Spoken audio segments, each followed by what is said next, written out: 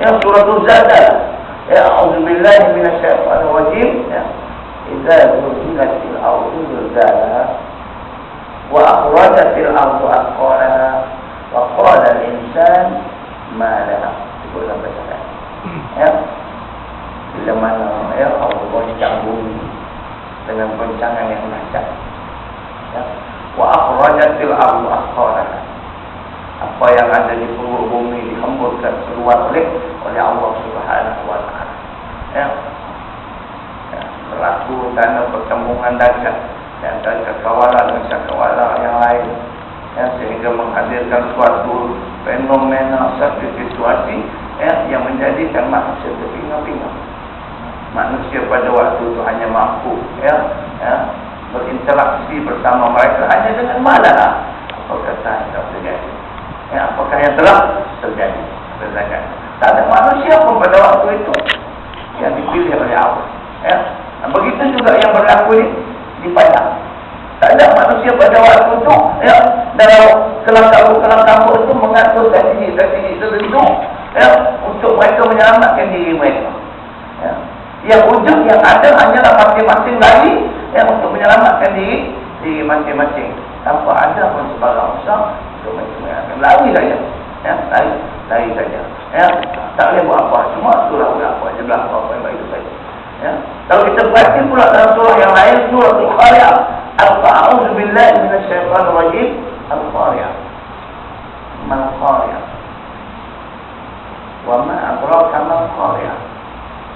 Yauma yakunu an-nasu kal-farashil mabthur wa takunu jibalu kal-'ahnil manfus. Habis sekali. Al-Qari'ah, kiamat. Mal-Qari'ah, kiamat. Wa ma adraka mal-Qari'ah. Kenapa yang dikatakan kiamat? Siapa yang mengatakan kiamat? Apa yang mengatakan kiamat itu? Ya, yauma yakunu an-nasu kal-farashil mabthur. Di hari mana manusia lain terpungkam tanpa arah tujuan, al-manfus seperti anak-anak. Ya. Bila sampai waktu Allah goncang bumi dengan goncangan yang dahsyat itu, segala apa yang ada di perut bumi ini dikeluarkan oleh Allah Taala, atas turun bawah, bawah turun ke atas. 7 kampung tenggelam di padang, 7 kampung tenggelam. Ya. Bukit bukau yang ada berhampiran dengan kampung tersebut dipecahkan oleh Allah, dihamburkan oleh Allah dan dijadikan alat untuk menimbun apa yang Allah pilih untuk ditimbun dalam peristiwa tersebut. 7 buah kampung termasuk satu kampung yang tuan-tuan pun dengar sedang mengadakan peluri kahwin dan termasuklah pengantin perempuan juga terpilih untuk dijadikan korban oleh Allah Subhanahu wa taala. 7 buah kampung. Atas ditenggelamkan oleh Allah. Bukit bukau pecah berkecah lalu dijadikan hamparan sebagai alat menimbun apa yang ditenggelam oleh Allah. Ada yang tenggelam 30 meter, ada yang tenggelam 40 meter, sebalik. Itu yauma yakunu an-nasu kal-farashil mabthur. Di mana hari manusia lari lintang bukang tanpa arah tujuan seperti anak-anak wa takunu jibalu kal-'ahnil manfus. Gunung ganang bukit bukau pecah berkecah berhamburan berterbangan seperti kapas-kapas. Ini dia yang berlaku. Kata kita kata kalau kita perhati, contohnya daripada peristiwa yang Allah tuntut, khasnya peristiwa goncangan bumi di Padang itu jelas menyamai dengan apa yang dihambatkan oleh Allah Subhanahu wa taala. Manusia lari lintang bukang, gunung ganang pecah berkecah, apa yang ada di darat ditenggelamkan oleh Allah Subhanahu wa taala. Yang gunung ganang yang dipecahkan itu dijadikan sebagai penimbun apa yang dipilih oleh Allah Subhanahu wa taala. Manusia tak mampu buat apa-apa melainkan hanya bertanya sesama sendiri apakah yang telah terjadi. Tidak ada sebarang usaha dilakukan sebagai itu.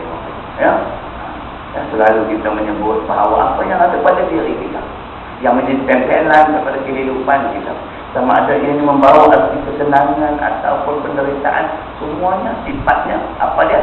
Persinggahan sementara, titipan sementara daripada Allah SWT untuk melihat respon kita terhadap apa yang ada pada kita.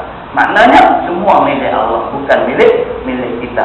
Jelas daripada apa yang Allah pamer itu, bahawa apa yang menjadi pegangan kita merupakan satu perkara satu perkara yang benar. Bila Allah nak ambil tengok bukan nyawa manusia, dia ambil rumah yang dibina, yang mungkin terhasil daripada himpunan satu orang kata, ya, satu apa itu, satu rupiah simpan untuk nak buat rumah. Mudah-mudahan dalam rumah yang ada menempatkan isteri anak dalam keadaan yang selesa.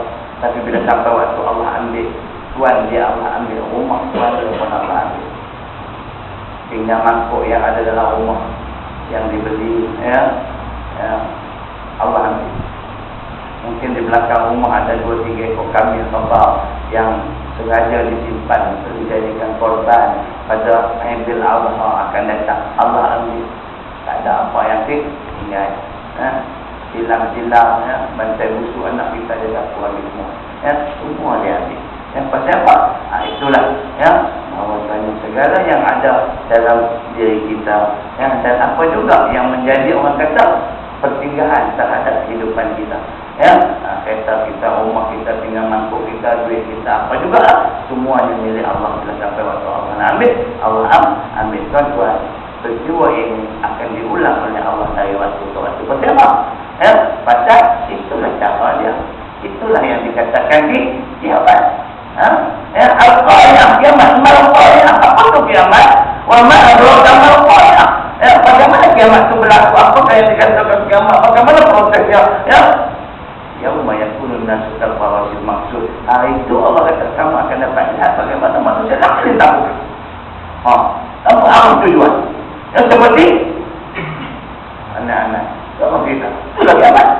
Allah mula dengan tidak berjelasin al-Zubin dan dengan cara menggoncang bumi. Hasil daripada goncangan itu itulah dalam perut terkeluar akan turun bawah naik ke atas, berlaku perlanggaran yang tak, sehingga tidak mampu manusia nak terjemah, ya, nak terjemah, tak faham, ya. Wa takunul jibalu kal ahnil mampu, gunung tanah bukit buka rumah pecah berkecah berterbangan. Sebab itu kita kata apa yang berlaku itu akan diulang oleh Allah dari waktu ke waktu, sehinggalah berlakunya ulangan yang terakhir. Itu kita kata pada apa yang diulang. Sebab itulah cara yang Allah ulang. Dan itulah yang dikatakan di kiamat. Proses macam itulah. Dimulai dengan goncangan keadaan manusia, apa yang ada di bumi, sehingga membawa kepada kemusnahan total apa yang berada di atas muka bumi Allah Subhanahu Wa Taala. Akan diulang. Cuma yang berlaku di Sumatera Barat itu hanya dalam konteks dipilih. Tempatnya dipilih, masanya dipilih. Ya, itu kita buat tu esok mungkin dan sampai tempat kita lah, dan barang kita pada waktu itu dipilih oleh Allah untuk dijadikan atau pengkorban di atas apa yang disediakan oleh Allah dan tertuang di tempat lain. Sehingga berlaku ulangan yang terakhir. Bila berlaku ulangan yang terakhir, itulah sambunglah dua surah. Sambung dua surah itu. Ya, apa itu?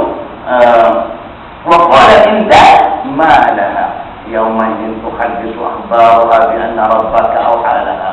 Bila mana manusia hanya mampu untuk mengeluarkan malaha, maka bumi akan mengambil tempat mengkabarkan kepada manusia sekalian apa yang kamu lihat ini adalah merupakan ketentuan daripada Allah Subhanahu Wa Taala. Yaumaidin yaquluna tasaliyura a'malahum. Bila habis semua kita kata Allah ulang apa yang dilakukan di Sumatera Barat itu, ya, merupakan ulangan yang terakhir. Semua, ya, apa yang ada di bumi ini dimusnahkan oleh Allah SWT, khususnya makhluk-makhluk di kalangan umat manusia. Maka selesai itu, makhluk manusia pun dibangkitkan. Yauma idin yaquluna tasaliyura a'malahum faman ya'mal mithqala dzarratin khairan yarah wa man ya'mal mithqala dzarratin syarran yarah. Kalau dalam surah Al-Qari'ah, yauma yakununa kal-farasil maksud wa takunu jibalu kal-'ahnil mampu. Habis cakap tu. Tapi bila mana ulangan itu ulangan yang terakhir, maka sambunglah. Fa amma man saqulat mawazinu fa huwa fi 'ishatin radiyah wa amma man khaffat mawazinu fa ummuhu hawiyah wa ma adraka ma hiya narun hamiyah. Ya, manusia lari lintang pukam, tak ada arah tujuan, seperti anak bumi gunung ganas pecah berkecai, berterbangan seperti kapal. Ya, bila ulangan yang terakhir semua itu selesai, hancur, telah amma man taqul mawazinu. Bila mana selepas itu berlakulah proses Allah SWT menimbang segala amal-amal manusia yang dimatikan, bermula daripada kematian manusia pertama di atas muka bumi sehinggalah yang terakhir pada hari kiamat tersebut. Pada hari kiamat tersebut, bagi siapa yang terlepas daripada itu timbangan baik yang lebih banyak daripada aku bahwa fi aisyah radhiyah, maka akan ditempatkan oleh Allah di tempat yang penuh dengan kenikmatan, keceriaan, kegembiraan, yakni surga Allah SWT.